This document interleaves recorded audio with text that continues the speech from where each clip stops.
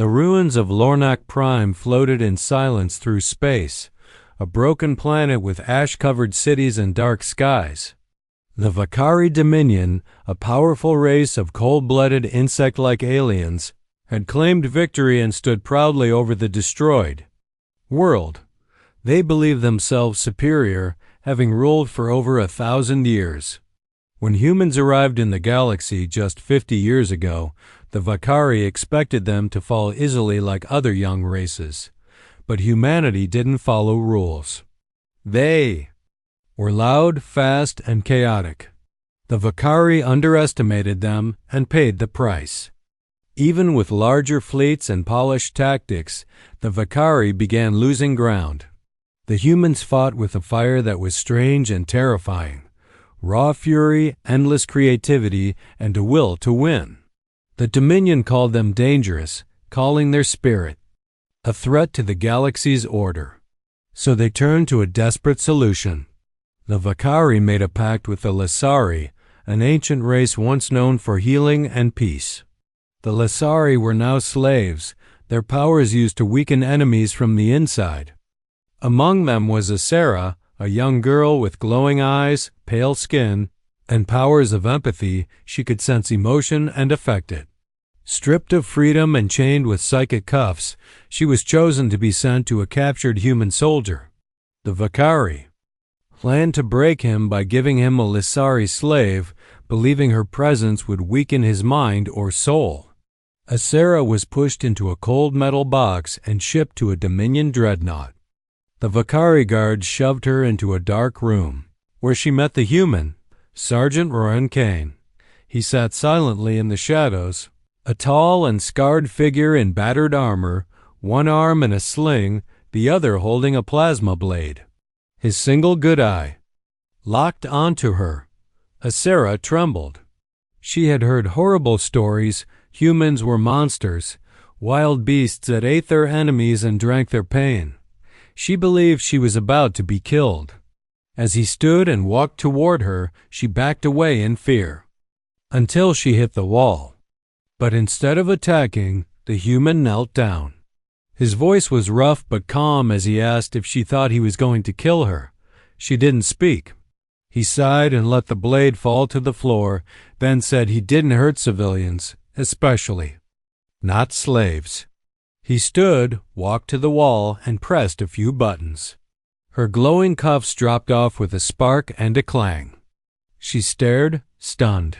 He tossed her a ration bar and told her to eat. He said his name was Roran Kane, Sergeant, Earthborn, and that he didn't like gifts. Asera, still shaking, took the food and sat quietly. She didn't understand this human. He wasn't like the others she had seen in fear-soaked Dominion broadcasts. He wasn't cruel. He didn't act like an animal. He looked tired and kind. Outside, alarms began to blare. The ship rumbled. Something massive was happening. Human warships had arrived. They were attacking, not negotiating. And Roran Kane, the human warrior she was meant to weaken, was already getting ready not to run, but to fight. The Vakari dreadnought shook as the first wave of human firepower slammed into its shields. Sirens screamed through the metal corridors, and red lights flashed across the ship's control panels. Human ships had dropped out of subspace without warning, fast and deadly, tearing through the Vakari fleet like blades cutting thin cloth. Inside the ship, chaos broke out as Vakari soldiers scrambled to respond. Some shouted orders, others ran for weapons, and a few simply panicked. In the prison cell, Roran Kane was already on his feet. He moved quickly to a hidden panel in the wall and pulled out a plasma rifle, its metal scratched and old, but still ready. He checked its charge with a quick flick of his fingers. Full power. Asera, the young Lasari girl, stood frozen behind him, fear tightening her throat. Her eyes followed his every movement. Roran didn't look at her for long. He was focused. He gave her a short command to stay close, then approached the door, which slid open with a sharp hiss. Two Vakari guards turned, weapons raised, but Roran was faster. He fired twice, and both insect-like warriors dropped to the floor in smoking heaps. He stepped into the hallway without hesitation, then turned back and gave her a quick look. She hesitated but followed him. The fear inside her hadn't gone, but now something else stirred curiosity. He moved with purpose, knowing the layout of the ship better than most. His steps were fast, his aim perfect. He led her down corridors filled with smoke and flashing lights. At each turn, they met resistance. Sentry drones floated into view. He blasted them apart. Doors locked ahead of them. He overrode them. They passed the bodies of other prisoners, some alive, some not. Asera tried not to look. The ship shuddered again, this time from a closer hit. Then, without warning, a powerful blast shook the floor and threw them both against a wall. A burst of light and sound echoed through the corridor. Roran pulled himself up, groaning from the pain in his injured arm. Before they could recover, a group of Vakari elites dropped from ceiling vents. Their armor was thicker, their weapons larger. They were ready to kill. Roran stood in front of Asera and raised his rifle. She didn't argue. She dropped behind him, hands shaking. The Vakari hissed threats, telling him he was alone and about to die. Roran didn't reply. Instead, a grin spread across his face. He knew what they didn't help was coming. Just then, the ceiling exploded as metal pods smashed through from above, their heat burning the walls. From inside the pods, elite Terran Marines stormed out, dressed in dark armor and glowing visors, weapons already firing. One of them shouted, "For Kane." He answered with a nod and called them late. The corridor erupted into a brutal battle. Grenades rolled across the floor, blinding lights flashed, and gunfire echoed loud. The Vakari elite screamed as they fell one by one. The humans didn't fight like machines. They fought like a storm-fast, angry, unstoppable. Asera crouched in the corner, watching with wide eyes. The humans fought together, covering each other, moving like they shared one mind. The fight was over in less than a minute. Smoke filled the hallway. Vakari bodies lay in heaps. Kane turned to a Marine and asked about their evac. The soldier answered that a shuttle had docked 2 levels below. Without wasting time, Kane took Asera's hand and pulled her forward. Her body tensed at first, but she followed. As they moved, Roran told her something she didn't expect, that when she got out, she should tell her people that humans didn't eat their enemies. They rescued them. She stared at him, unsure what to say. Her mind couldn't understand it. But her heart was beginning to believe. This warrior was something else. He wasn't what the Vakari said. He wasn't a monster. He was the fire that lit the darkness.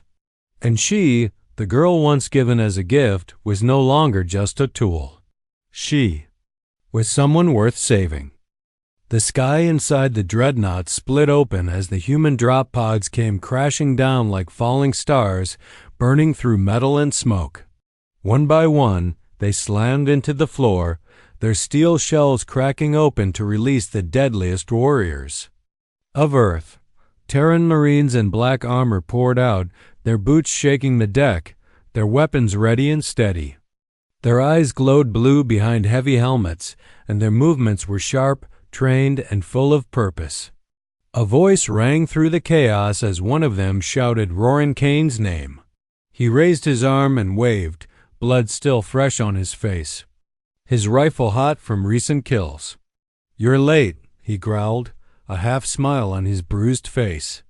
The Vakari didn't have time to react. The humans stormed forward with fury, unleashing walls of plasma fire, tossing grenades that exploded. In white-hot flashes, Vakari soldiers screamed as they were torn apart, some trying to run, others frozen in fear. Smoke rolled through the corridor as metal bent and sparks flew. The Marines advanced like a living machine, covering each other, never hesitating, never stopping. Asera stood in the middle of it all, her back pressed against the wall, eyes wide as the humans moved past her like gods of war. She had never seen such fire, such speed, such power. They didn't fight like the Vakari, who followed cold orders. They didn't fight like the Lissari, who feared violence. These humans fought like they were born for it, like fire ran in air veins, and yet, even in the madness, she felt something strange discipline. They fought to protect. They fought to win. They fought to survive. In a matter of seconds, the corridor was clear, the Vakari fallen, the smoke beginning to thin. Kane turned and looked at one of the squad leaders, asking about their escape route. The soldier quickly answered that a shuttle had docked 2 levels below. Without hesitation, Kane turned to Asera, grabbed her wrist, and pulled her with him. Her steps were shaky at first, but she followed. There was no fear in his grip, only urgency. He moved through the hallways quickly, signaling the others and clearing the way. As they ran, Asera looked up at him and spoke softly, asking why. He helped her. He didn't stop. He just said, "Because you were never the enemy." Those words sat heavy in her chest. For so long, she had been told humans were beasts, nothing more than hungry monsters who burned everything in their path. But this man, this warrior who bled and fought for his people, had chosen to protect her, a slave, a tool, a gift meant to weaken him. Instead of using her, he saved her. That truth began to shatter the fear in her heart. They reached the hangar bay as the walls shook again, explosions roaring closer now. Dominion forces were regrouping. More Vakari soldiers began to pour into the area, blocking the path to the shuttle. Kane cursed under his breath and raised his rifle. He ordered Asera to get to the cockpit of the ship and stay down. The pilot inside the shuttle yelled over the radio, saying they had to move fast. The engines were hot, and they couldn't wait long. Kane looked back at Asera, then at the enemy, then made his choice. He pushed her forward, told the pilot to protect her, then turned around and charged into the fight. The shuttle door closed behind her as she screamed his name, begging him not to stay. But it was too late. He was already in the storm. The pilot lifted off, guiding the shuttle through the debris and fire outside the ship. Asera sat in silence, her heart pounding, her hands shaking. She stared out the window as enemy ships fired in every direction and human warships fought back with brutal strength. The massive human battleship Vengeance grew larger in the distance, waiting for them, like a shield in the dark. As the shuttle flew on, Asera held tightly to the truth that was burning in her chest. She had been given as a weapon to a human. She had feared him more than death.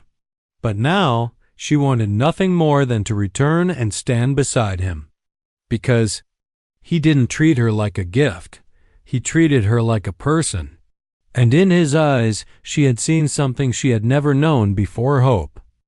The shuttle raced through the chaos of battle, dodging broken ships and burning wreckage until it finally reached the human warship Vengeance.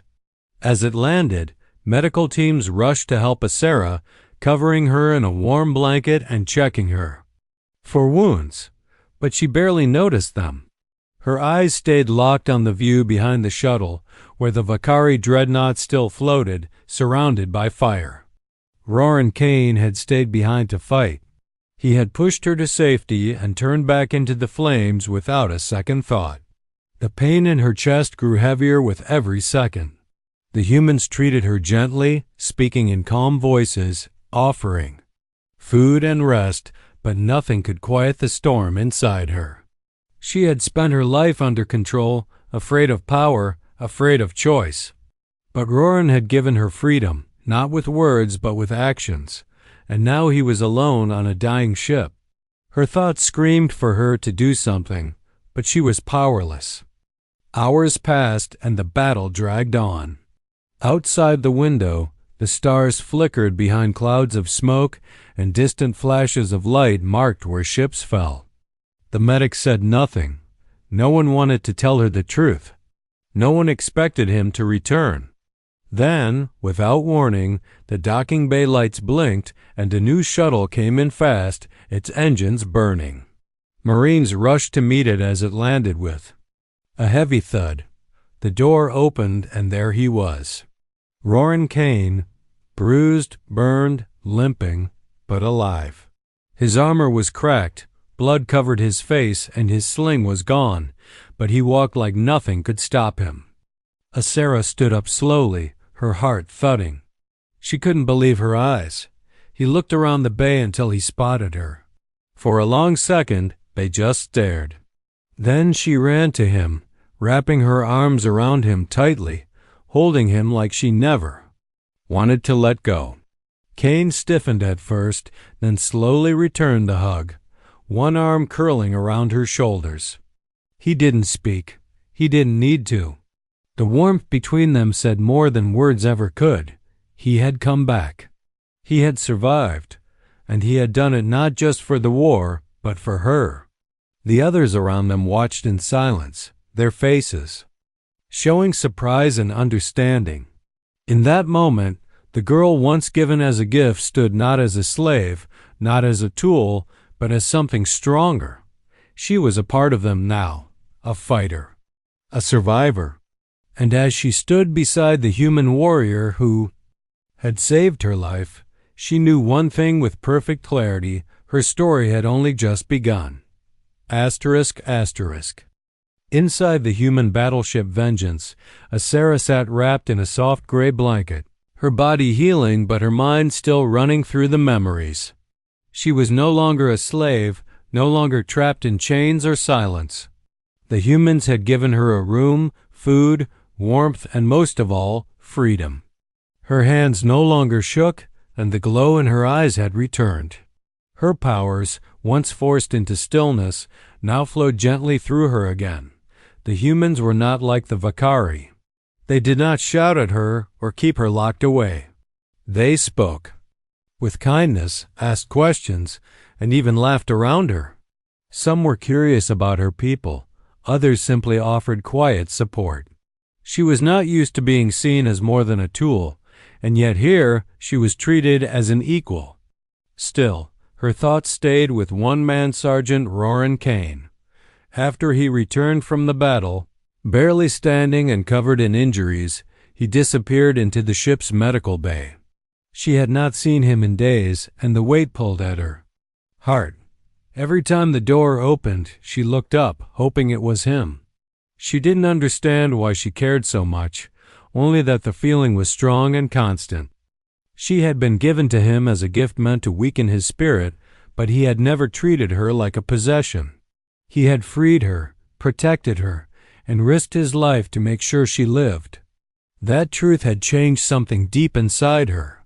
Then, late in the ship's quiet cycle, the door opened and he walked in. He moved slowly, still sore from battle, one eye swollen and bandaged. But he was smiling, tired but whole. Asera stood quickly, her heart racing. She didn't say anything. She didn't need to. She walked straight to him and wrapped her arms around him tightly, pressing her face against his chest. Kane stood still for a moment, then placed one arm gently around her.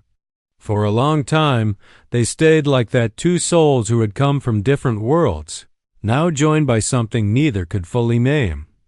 When she finally looked up at him, her voice was soft. She asked if he was truly all right. He nodded and said he'd had worse, then added with a crooked grin that at least this time he hadn't lost any limbs. She let out a quiet laugh, the sound surprising even herself. In that small, warm room, something heavy lifted from both of them. The war still raged beyond the stars, but here, for now, they had peace. Kane sat down beside her and spoke of the battles ahead. The Dominion was not finished, but it was wounded. And with Asera's knowledge of Vakari systems and weaknesses, they could strike deeper than ever before. She listened, then made a choice. She told him she wanted to help, not because she owed him, but because it was right. Her people had suffered. Under the Dominion, too, she could not remain in the shadows while others fought for freedom. Kane looked at her, nodded once, and said, "Then let's end this together." She smiled, her eyes glowing softly, and for the first time she truly believed in something beyond fear. She believed in the fight. She believed in him. And more than anything, she believed in herself. The war grew fiercer with every passing day, but the tide was finally turning. Inside the command center of the battleship Vengeance, Asera stood beside Roran Kane, no longer a frightened girl but a calm and focused presence. She had begun to use her Lissari powers fully, helping the human fleet in ways no one had imagined before. Her gift of empathy allowed her to sense enemy movements through their emotions, to detect fear and anger in the vacuum of space, and to guide human fleets with uncanny accuracy. The officers around her didn't treat her like a strange alien or a tool. They listened when she spoke, they asked her advice, and they trusted her. She had become a symbol of change. Kane led mission after mission, each one deeper into Valkyrie space, and Asera was always with him. They worked as one. Her mind and his strength made them unstoppable. Valkyrie traps failed. Their strategies broke. Asera could feel the hesitation in the enemy ranks. Fear was spreading among the Dominion commanders. It was a slow but growing weakness. Asera had once been broken and silent. Now her voice rang clear in planning rooms, her advice saving lives and crushing traps before they could be sprung. But the Valkyrie did not give up easily. Their hatred for humans, for freedom, ran deep. They launched new assaults, sent elite hunters, and tried once more to turn the tide. Yet nothing worked. The humans had become more than soldiers. They were a storm, swift and powerful. And at the heart of that storm stood Kane and Asera, the warrior and the empath, the man who had refused to break and the girl who had once feared him. They weren't just winning battles, they were changing the war itself. In one mission, Kane led a strike against a major Valkyrie relay station that fed information to the entire Dominion fleet. It was hidden beneath an asteroid field, protected by layers of mines and cloaked turrets. Asera guided the team through, sensing traps even before they were triggered. Kane, with his unmatched bravery and sharp instincts, brought them through. Fire and death, destroying the relay and crippling Valkyrie communication for weeks. That victory sparked a wave of resistance across the stars. More species who had once stayed silent began to rise. The humans had shown them that the Dominion could bleed. Asera received messages from free Lysari across the stars, thanking her, calling her a symbol of hope. But she didn't care for praise. She only wanted one thing: to finish the war, to stop the suffering, to give others what Kane had given her, and she knew it would end soon. The final battle was coming. The Dominion's main fleet was gathering near their capital system, ready for one last defense. The humans would strike hard with everything they had. Asera and Kane stood in the center of it all, preparing for the final blow. She looked at him one night as the ship cruised through the stars, and she told him she was no longer afraid, not of death, not of the Valkyrie, not of her powers. He smiled, a rare, warm smile that reached his eyes. He said he was proud of her. That meant more to her than anything. They had come so far, from chains and blood to command and unity. And now they would end what the Valkyrie had begun, together. The final battle began with silence, the kind that comes before a storm, deep and heavy across the stars. The human fleet stood at the edge of the Dominion capital system, weapons armed, engines burning, hearts steady. The Valkyrie had gathered. Everything they had: thousands of warships, elite commanders, and fortress stations. They had lost much in the war, but they would not surrender. They would rather burn. On the bridge of the battleship Vengeance, Roran Kane stood in full armor, his scarred face calm, his eyes fixed on the enemy ahead. Beside him stood Asera, now glowing with strength and purpose. Her mind reached far, touching the edges of the Vakari fleet, feeling their fear, their rage, their desperation. She turned to Kane and nodded. "They're ready to die," she said quietly. Kane answered with a simple word. "Then we'll give them a reason." The order was given. Human. Warships surged forward, unleashing waves of fire. The stars lit up with battle, bright enough to burn shadows across metal hulls. Missiles roared, plasma beams cut through space, and ships exploded like dying suns. The Vakari fought hard, surrounding the human fleet, trying to crush them with numbers. But they didn't count on the fury of Earth. Kane led a squad directly into the heart of the enemy defense, targeting the main command ship of the Dominion. Asera stayed connected to every human pilot, guiding them through the chaos, warning them of danger, pushing their minds to move faster than fear.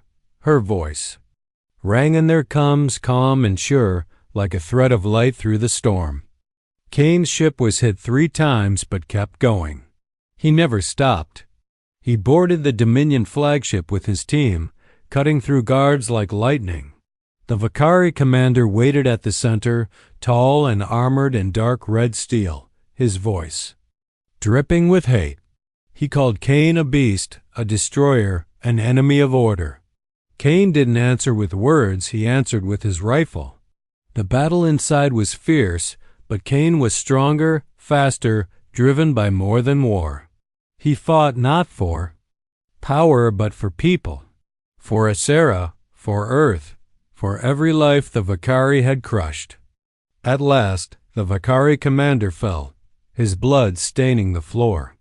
Kane stepped back, breathing hard, then activated the command beacon. Across the system, Dominion ships began to panic. Their leader was gone. Confusion spread. Asera used the moment. Her power surged outward, wrapping the enemy fleet in a wave of emotion they couldn't control. She showed them their defeat, their weakness, their fear of what humanity had become. One by one, Dominion ships surrendered, shut down, or fled. The battle ended not with more fire but with silence. The same silence that had started it all, now full of meaning. The war was over. Kane returned to the Vengeance covered in wounds, but standing tall. Asera met him at the ramp, eyes shining. He looked at her and said, "They gave you to me as a gift." He paused, then added, "But you were never a gift. You were the answer."